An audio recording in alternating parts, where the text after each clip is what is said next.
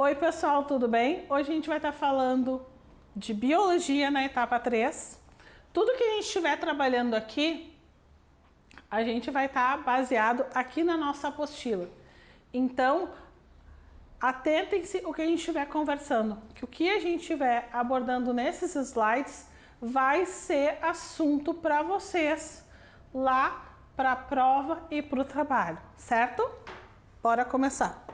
Por onde é que começa tudo? Lá na etapa 1, fazendo um retorno breve, a gente falou da origem da vida, né? E a gente viu as teorias que existem para que os organismos aqui estivessem.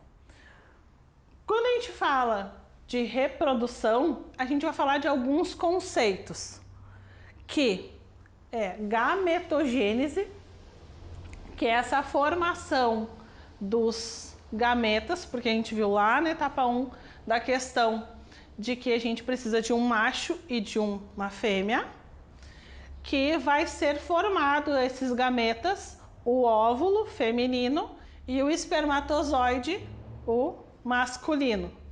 Esses dois processos são chamados de ovogênese e espermatogênese, que vai dar origem a esses dois gametas, que vai dar origem a novos seres. Esses dois gametas se encontram, acontece a fecundação e a gente tem todo o desenvolvimento embrionário, desenvolvimento dessas células, que a gente viu falando de nós, seres humanos, dessas células eucariontes. O desenvolvimento embrionário vai passar por várias fases e isso é automático. Não tem como a gente agora assim dizer, acontece por isso, por aquilo. Isso é automático. Acontece. O próprio organismo sabe que tem que estar se multiplicando para a formação dos próximos passos até que nasça aquele bebê lindo, divino, com muita vida pela frente. Quando a gente está falando de desenvolvimento dos seres vivos, a gente está falando de dois tipos de reprodução que a gente já viu lá na etapa 1, lá na etapa 2, que é a reprodução sexuada e a reprodução assexuada. Reprodução sexuada, a gente tem macho e fêmea. Fêmea XX, macho XY. Na reprodução assexuada não tem troca gênica, ou seja, não tem uma bagagem genética. Esses seres é o nosso Ctrl+C, Ctrl+V. É tal qual. Quando a gente está falando da reprodução dos seres humanos, a gente está falando de uma reprodução sexuada, ou seja, que há uma troca gênica. O óvulo, que tem cromossomo XX, e o espermatozoide, que tem os cromossomos XY. Quando a gente está falando dessa reprodução, atentem-se a isso. Quando a gente está falando de reprodução, quem determina o sexo do bebê são os machos. É o homem que determina. Porque o macho, ele tem um cromossomo diferente, que é o Y. E a fêmea tem XX. Então atentem-se isso. Quem determina o sexo do filho ou dos filhos é o macho, através do seu cromossomo Y. Uma reprodução sexuada, com troca gênica.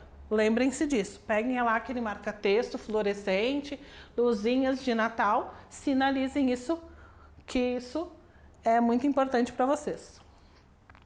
Quando a gente tem esse desenvolvimento lá embrionário que eu falei para vocês, óvulo, espermatozoide se unem, tem a fecundação, desenvolvimento todo embrionário, aquelas células começam a se multiplicar, formam os tecidos. Aqui a gente tem uma lista de todos os tecidos presentes no nosso corpo. A gente não vai falar todos eles. A gente vai focar naqueles que vai ser preciso para vocês realizarem as avaliações de vocês. Na apostila eles estão todos lá detalhados. Então, gente, falando do desenvolvimento que eu falei para vocês lá, da questão de que esse desenvolvimento ele é automático, começa naquela união de óvulo e espermatozoide e vai se dividindo para a formação dos tecidos, que vai formar os órgãos, que vai formar os sistemas, que vai formar o corpo humano. Tudo isso é automático, ou seja, essas células vão se unir para realizar uma função específica. Então vamos pegar, por exemplo, o coração. Então vão ser células do tecido cardíaco, que vão ter características lá do tecido cardíaco.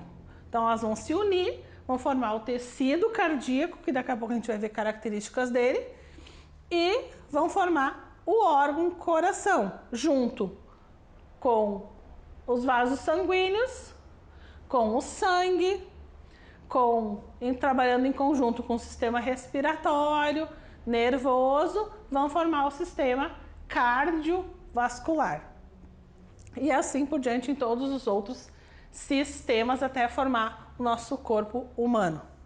O primeiro tecido que a gente vai estar falando é o tecido epitelial. É o tecido que vai revestir a nossa pele externamente e internamente também. São células que estão muito próximas mesmo, onde a gente não consegue enxergar um espacinho entre elas se a gente vê elas dentro de um microscópio. Elas nos protegem de todo o meio externo, a gente está protegido do meio externo, impede que a gente perca água, então a gente tem uma impermeabilização da nossa pele. Essa pele, ela nos protege para perdas excessivas. Isso vale também para o ambiente interno do nosso corpo, certo? Quando a gente está falando de outros tecidos, aqui a gente tem o tecido ósseo, que está ali representado na figura para vocês, que tem células específicas, que são os osteócitos. Ósseo, osso, cito, células dos ossos.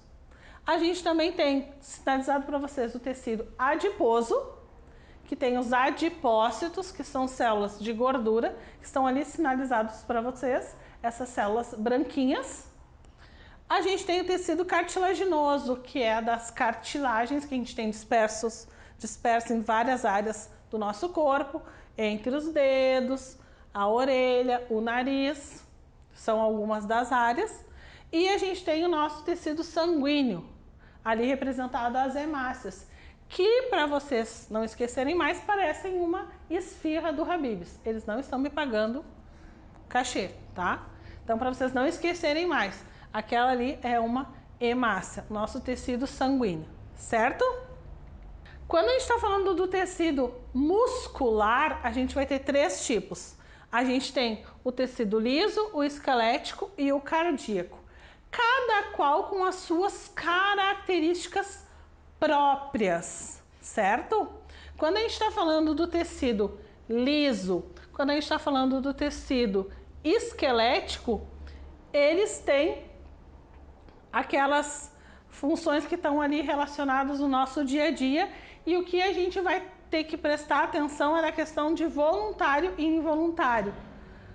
A gente não tem como dizer assim para o nosso tecido cardíaco: pare de bater por aquele ser que me abandonou. A gente não tem como dizer isso, né? A gente não pode dizer assim: coração, pare de acelerar. A gente não tem como dizer: estou muito ansiosa, tenho que dizer para ele assim: pare de acelerar. Não, é involuntário isso. Diferente desse movimento que eu estou aqui fazendo, estou conversando com vocês, é uma vontade minha, ele é voluntário. Por isso, o tecido esquelético, a gente está falando de ser voluntário. Estou me movimentando, eu estou desejando fazer esses movimentos. E a gente não pode deixar de falar também do tecido nervoso, que é o que regula tudo. Está tudo comandado pelo nosso tecido nervoso. Aqui nessa figura está representado os impulsos nervosos. Se a gente pudesse aqui, tivesse tecnologia suficiente, que isso é somente em laboratório, se a gente conseguisse ver a quantidade de luzes que estariam piscando nesse momento com as pessoas que estão aqui envolvidas, me ouvindo, e mais a minha fala, nós conseguiríamos tranquilamente iluminar toda essa sala.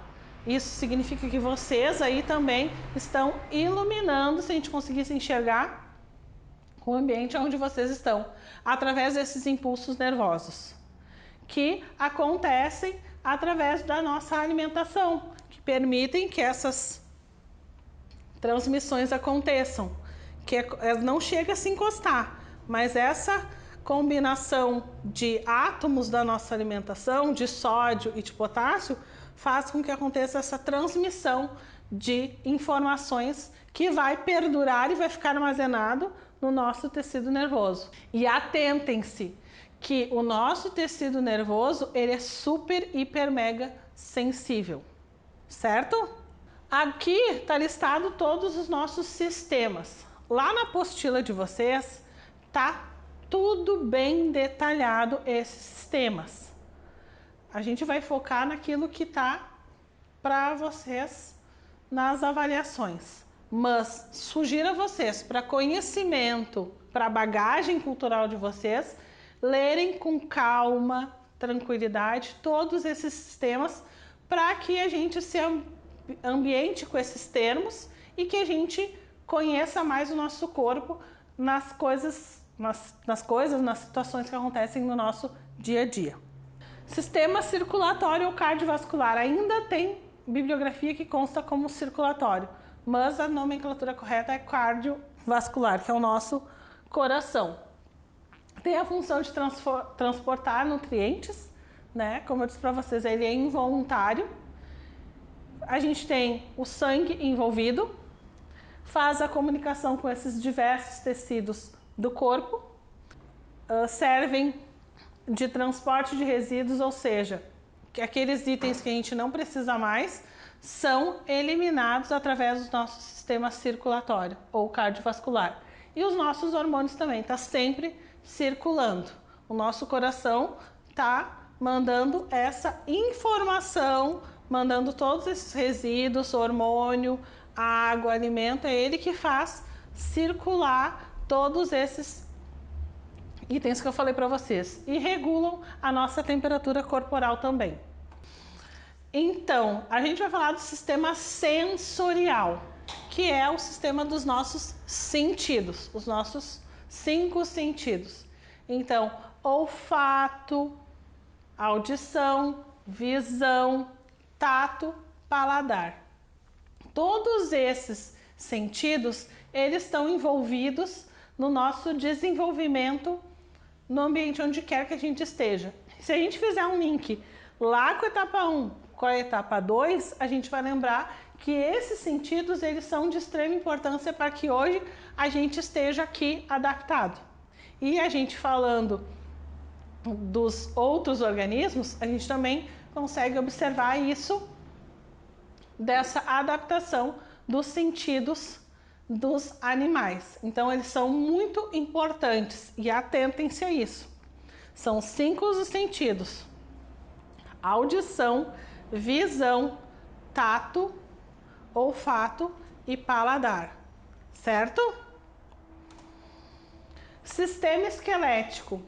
Ele é composto por todos os ossos do nosso corpo. A gente não vai esmiuçar todos os ossos que a gente tem, todos os 206 ossos que a gente tem no nosso corpo.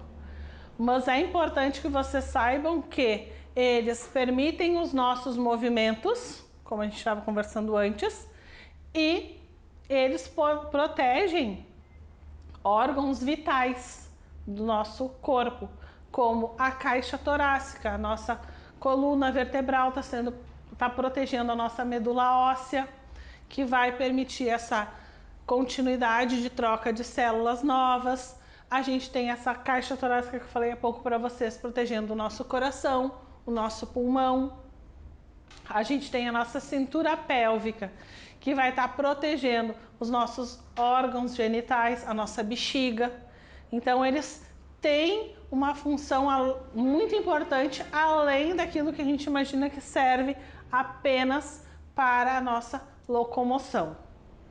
A gente tem o nosso sistema respiratório, que é responsável pelas trocas gasosas do meio externo com o nosso meio interno.